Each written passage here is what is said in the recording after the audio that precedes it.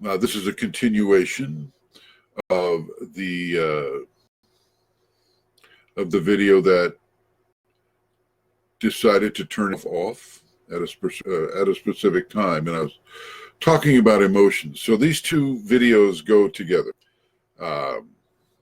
Talking about emotional control and emotional detoxification for the person that is involved in a relationship where both partners have Kundalini, a tremendous amount of volatile emotions through the detoxification and process brought on by the Kundalini will occur. That occurs.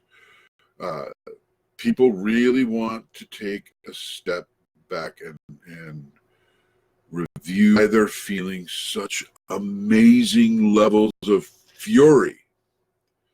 And I mean fury. Just people can become so infuriated over a very small, the water glass spilled water on the table, or somebody didn't close the door all the way, whatever small innocuous thing it may be. The person explode in anger, explode rage. And I mean to the point where people become physically combative with each other. This is very important for you to understand, because this will happen within a Kundalini couple of scenario.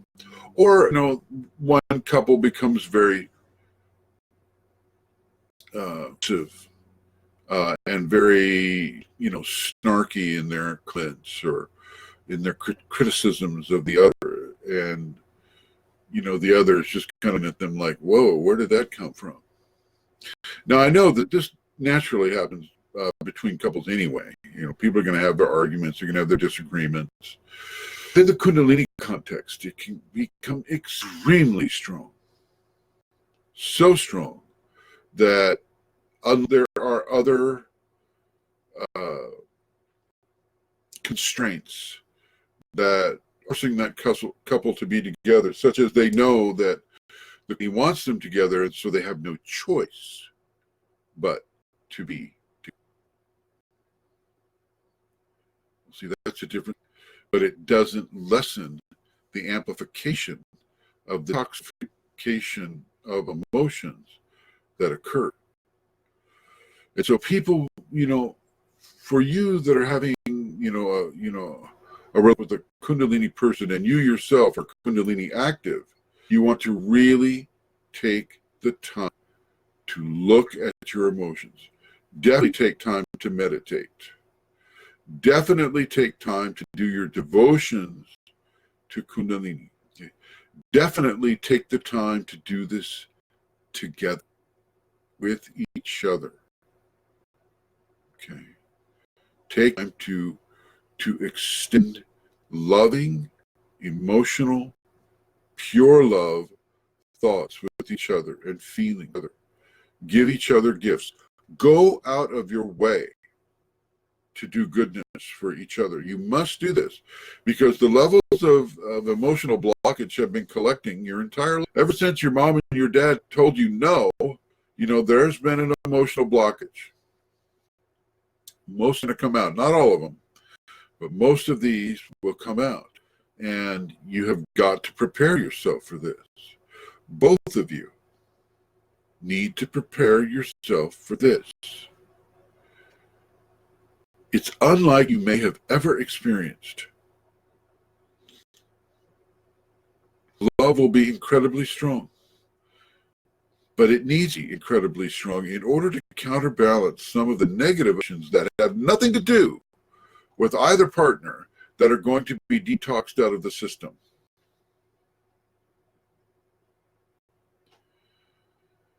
We are trained in the Western societies how to deal with emotional excesses. We're not taught at school how to restrain our emotional responses. Psychology doesn't really cover it. Okay. We as Kundalini people need to take that education and apply it directly to who we are and how we are within a Kundalini relationship, a Kundalini couple relationship. As I said before, meditate together, be devotional together, things together that are positive for each person. Love the person, love your partner, and want to serve them before you want to serve yourself. This is incredibly important. This is the teaching of St. Francis of Assisi. Lord, may I serve rather than be served. Both partners need to do that. Both. Because the one who loves the least in the relationship will control the relationship.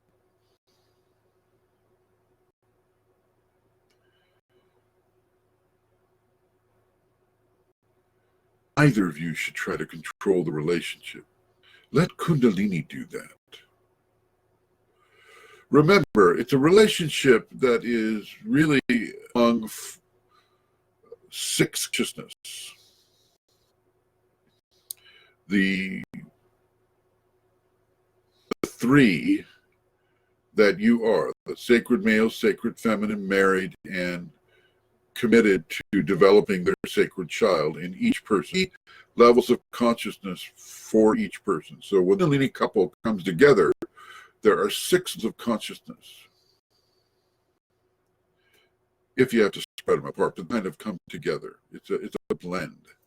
And within that blend, you have the job of just how you relate, respect, love, assist, and listen to your Kundalini partner. Now you're going, well, I don't have a Kundalini partner, so how does this apply to me? Well, you have a partner. You have a partner. You have a partner. And both of you need to discuss or watch them. Because even though your partner may not be awakened, they are around an awakening person, and they may experience the influence of being around a Kundalini. Important for us to realize this. This is what I wanted to say in the two videos now. I don't know why it shut off before, but it did. And I'm also not seeing any comments up here because I think it's more was. Vincent tells me, he says, your voice is coming a bit deeper than your natural voice. I have the gain turned up pretty strong on this microphone. It's got to be the microphone because I'm not like on drugs or anything. I hope it isn't too bad. And I'd like to say hello to everybody who's tuned in the second time around. So if you have any questions about any of any part or parcel of this topic, please feel free to ask, but you better do it soon. Better in there. Kundalini couples are very, very powerful people, and they have a great task upon this world is to be direct reflections of Shakti Shiva that are awake or activating with them. Now, if you have one person who is awakened and another person who's activated, the awakened person should have gone through some of this emotional inner exploration. And so if you're an awakened person within the couple scenario you're experiencing, you need what is occurring. You need to understand what is occurring. You need to allow what is occurring. If you're the activated person within the activated and awakened couple scenario, it's really hot in here, by the way. I'm sweating. Then you need to realize the level of furious detox that is coming through you. If you have been in your early life due to Kundalini karma, then those levels of resentment for that abuse will come forward. You need to deal with this anger. You can kind of see how powerful these levels of emotion can come across. They can literally change your life as you're processing the detoxification of these resentments and emotional blocks from your body, from your consciousness. If you were raped as a child, say by an uncle, some friend of the family, whatever, the male, then you may hate men for a certain amount of time. As this package is dismantled within you, you might want to be around anybody that is anywhere closely resembling a man. Here you are inside of this relationship. Okay. You need to look at that. You need to realize, okay, he can do it. Not all men did this. One man did this. And of course, that karma will reach out to that one person. And so you've got to forgive. You have got to forgive those individuals that have caused to develop emotional blockages within your system, no matter how they are. And as the awakened partner, you just gotta hold back. You can't let yourself be triggered. Not your fault. You know it's not your fault, but it's being treated sometimes as if it's your fault, and it's not. So you just need to understand that and forgive that. You need to forgive it. This is incredibly important. This is what will save your relationship instead of having you blow apart because of the emotional toxicity. You're not releasing. Instead, you're not forgiving. You're not being tolerant. You're being triggered by emotions that are detoxed. And that is just, that's a recipe for disaster, for catastrophe. And you don't need to go there. You just need to realize what is happening. And as I said, all have their issues, whether Kundalini awakened, activated or not.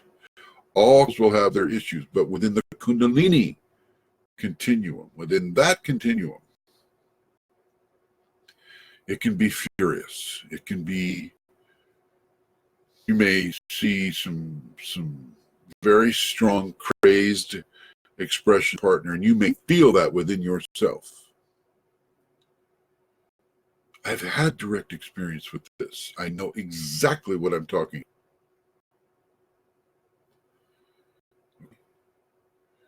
You cannot allow yourself, from an awakened standpoint, to be triggered.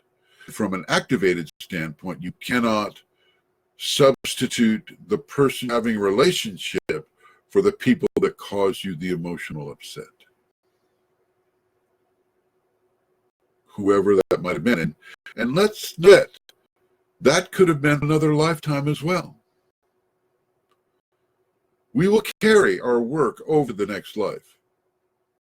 Some of it, not all of it, but some of it we will carry with us.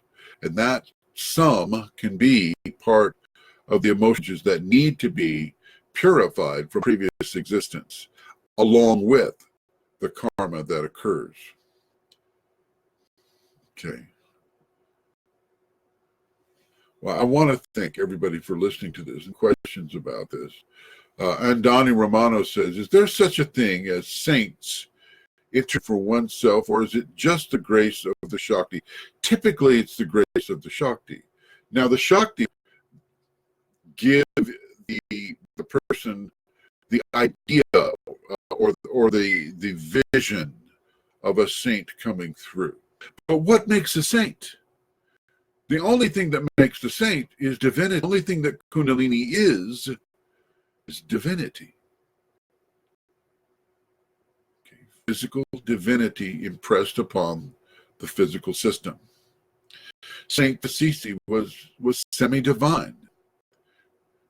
Saint John of the Cross, semi-divine. St. Teresa of Avila, semi-divine. It's divinity that does this work. And if divinity feels, and Donnie, if divinity feels that, if divinity feels that you would receive the message in a better way by showing the image of a saint, then that's what it will be.